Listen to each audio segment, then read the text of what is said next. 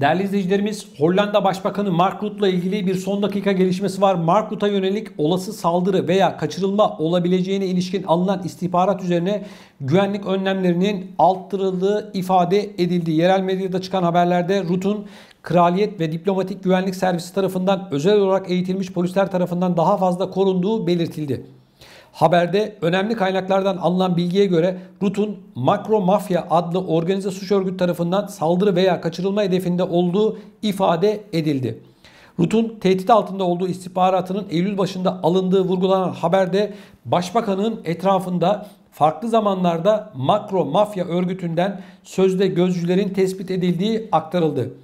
Yetkililerin konuyla ilgili henüz açıklama yapmak istemediği belirtildi. Evet değerli izleyicilerim, bildiğiniz üzere Mark Rutte bir zamanlar özellikle seçim kampanyasında bisikletiyle işe gidip geliyorum pozları vermişti. Ama artık anlaşılıyor ki sıkıntı var. Bu pozları veremeyecek gibi görünüyor.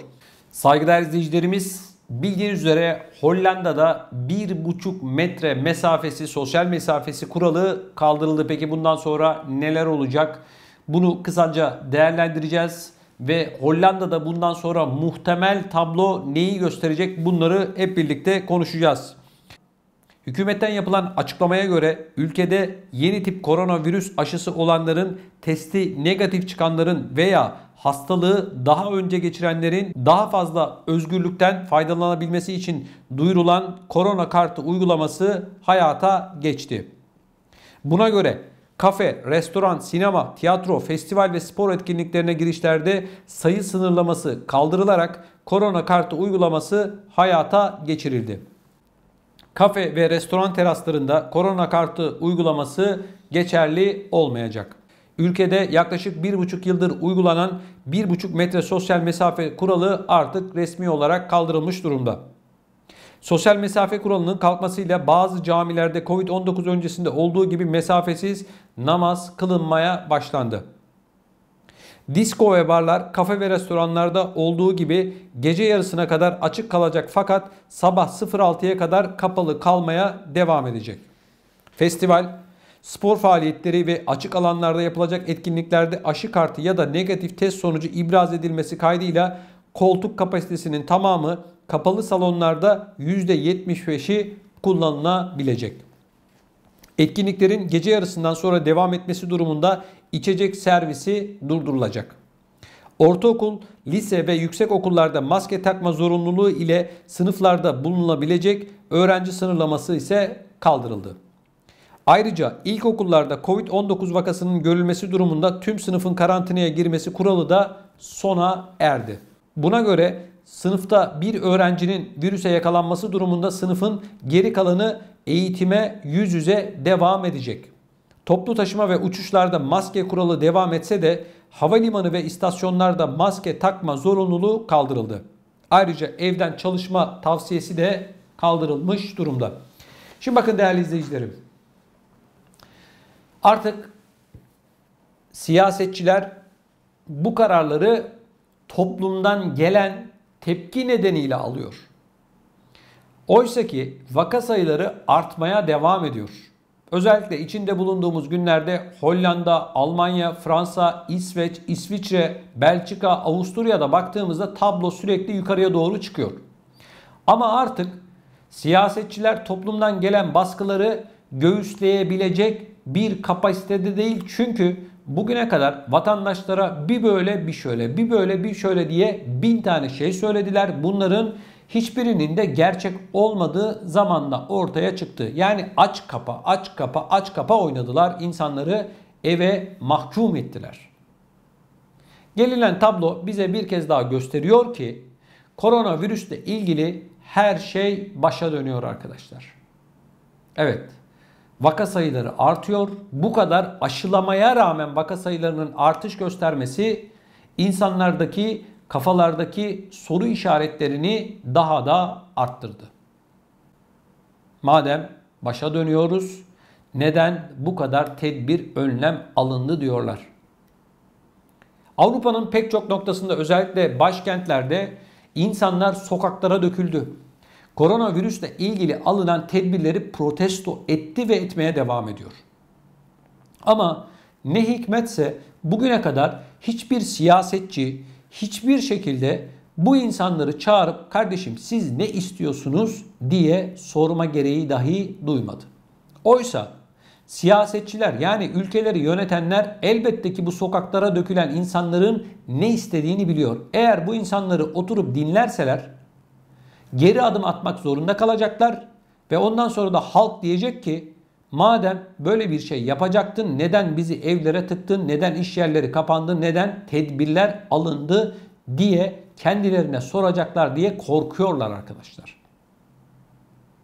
Geçtiğimiz günlerde Berlin'de yaklaşık 20 bin kişi sokaklara dökülerek koronavirüs tedbirlerini protesto etti. 20 bin arkadaşlar 3 değil 5 değil.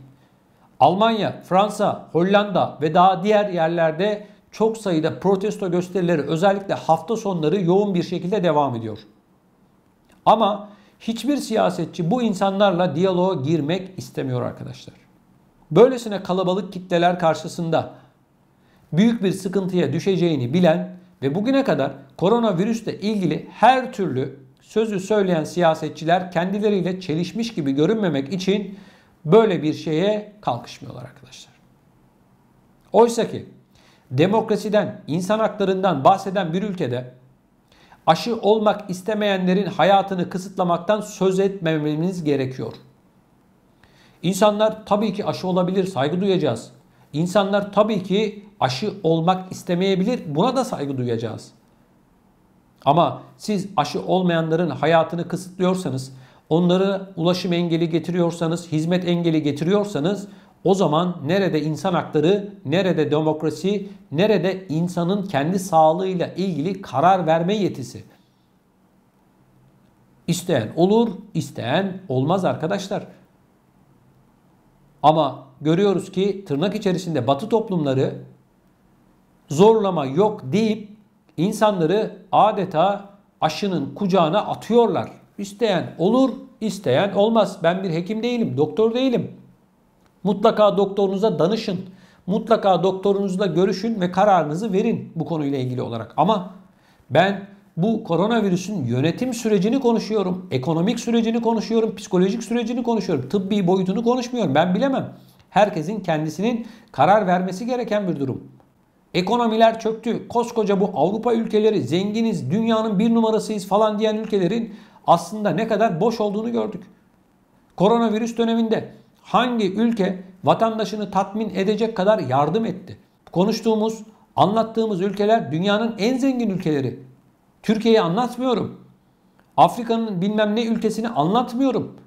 Şimdi 100 yılda bir görünen böylesine zor ve sıkıntılı bir dönemde vatandaşın yanında olmayacaksın da ne zaman olacaksın? Merak ediyorum, ne zaman olacaksınız? Almanya emekliye kaç para verdi? Ev hanımına, çocuğu olana kaç para verdi? Hollanda emeklisine kaç para verdi? Merak ediyorum. Hadi ben bilmiyorum diyelim. Lütfen siz yazın videonun altına. Hollanda'da, Avrupa ülkelerinde yaşayan vatandaşlarımız, Almanya ticarethanesi olan esnaflarına geçen yılki cirolarının %70'ini ödedi. Tamam, çok güzel. Peki emekli? Yok. Peki ev hanımı? Yok. Çocuk parasına zam var mı? Yok. Şuna zam var mı? Yok. Hayat %20 zamlandı. Geçen yıl markete gittiğinizde almış olduğunuz temel gıda ürünleri Avrupa'nın her noktasında en az %20 arttı. En az. Kira fiyatları arttı. Sosyal yardımlar olmasa zaten vatandaş yaşayan bir ölü demektir. Emekliler bu paralarla nasıl kira ödeyecek, nasıl geçinecek, nasıl karnını doyuracak? İmkansız. Avrupa'da yaşayan pek çok emekli şu anda 6 ayını Türkiye'de geçiriyor. Niye? Almış oldukları paralar yetmediği için Türkiye'ye gidiyorlar. Orada euro yüksek olduğu için bir nebze olsun daha rahat yaşıyorlar. Doğru olan da bu zaten. Şimdi 25, 30, 40 yıl boyunca çalıştı, üretti, ülke için alın teri döktü. Ama sen kalkıyorsun bu insana insanca yaşayabileceği bir maaş vermiyorsun. Sosyal yardımları kaldırın, insanca yaşayabilecekleri bir maaş verin. En düşük emekli maaşı 1500 euro deyin, ister geçin ister geçinme deyin. Ama bunu yapmıyorsunuz. Verdiğiniz 700, 800, hadi 1000 euro, 1200 euro ortalama bu rakamlar arkadaşlar. Bizim vatandaşlarımız içerisinde yüksek emekli maaşı alanların sayısı çok az. Genelde bu rakamlar. Avrupa'da yaşayanlar daha iyi biliyorlar. Bu parayla nasıl geçinecek? 40 yıl çalışmış. Şimdi de biliyorsunuz Avrupa'da emeklilik yaşı 68 olacak. Mezarda emeklilik diyorum ben buna. 68 ne demek ya? 68. Bu ne demek biliyor musunuz? Biz size emekli maaşı vermek istemiyoruz demek. 68 yaş. Yani bir insan 20 yaşında başlarsa 48 yıl çalışacak. 48 yılın sonunda alacak 1000 euro, hadi 1200, hadi 1300 euro para alacak. Ondan sonra da geçim bundan. 48 yıl. Vallahi arkadaşlar siz ne düşünüyorsunuz çok merak ediyorum. Lütfen bu konuyla ilgili görüşlerinizi videonun altında bulunan yorum bölümüne lütfen bize iletin. Eğer bu videoyu da beğendiyseniz mutlaka like atmanızı, beğenmenizi hasreten rica ediyorum.